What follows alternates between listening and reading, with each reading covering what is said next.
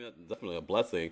But Warren, I wanted to talk a little bit about, before we jump into some of your other classics. But you said you worked with, some of the artists there, Snoop Dogg, Tupac, and things like that. Can you tell us Yeah. any stories about those days of working with, such a legendary artist?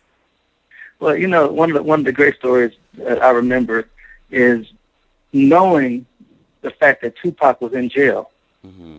because it was a big deal. He was locked up. There was a rape charge or something like that, and he Yeah. was in jail. So at the time, and he was in jail in New York, and he had no affiliation with Death Row at the time. Hmm.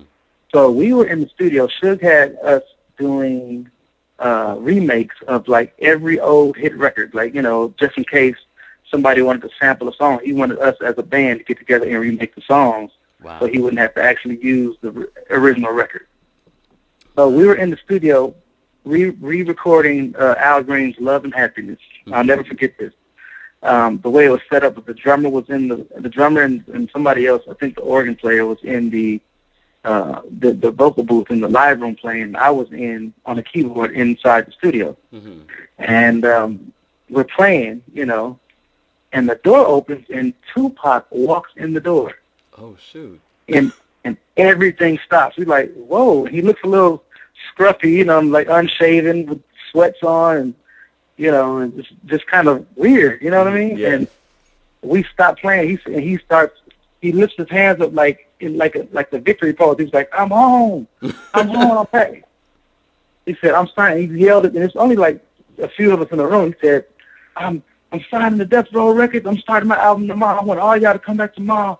It's about to be cracking up in here. Wow. And he walked there. He walked back out the room and went into Shug's office. They worked on their deal. He signed the deal that night. The next day, we were working on Tupac's album, All Eyes on Me.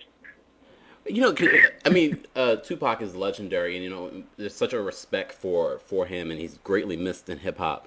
What was the one great thing that you can say about Tupac and his whole creative process? Well, you know what? I think it was his work ethic, Mm. because how it happened was we would actually all day long work on music. At the time I wasn't a producer; I was a musician. Mm-hmm. I would come in and I'd play. I mean, I was a producer and I was a writer, but I didn't know it yet. Mm. Uh, a guy with one of the producers in quotation would literally set up a drum machine and play a kick and a snare, and I would play everything else. I would come in, I'd play the guitar, I'd play some keyboards, I'd sing a Wow. hook, I'd do all this stuff, and then and we do maybe even 6 or 7 different ideas Mm-hmm. on the course of the day. Tupac would come to the studio, um, maybe 2 or 3 in the morning, because he'd go to the club every night. Mm-hmm. He'd come to the studio and literally would write and record 3 songs every single day, no matter what. No matter if we were in New York, if they were in Japan, it doesn't matter where he was going to find a studio and record 3 songs.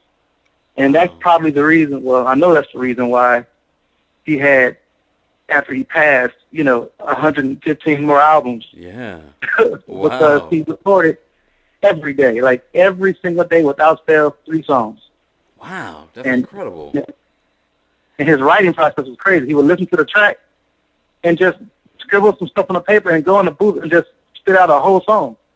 I don't know where he was coming up with this stuff. I think it was partially he was writing there, but it was partially, maybe ideas that he had while he was locked up. Mm-hmm. Kind of a combination of the two. And then, of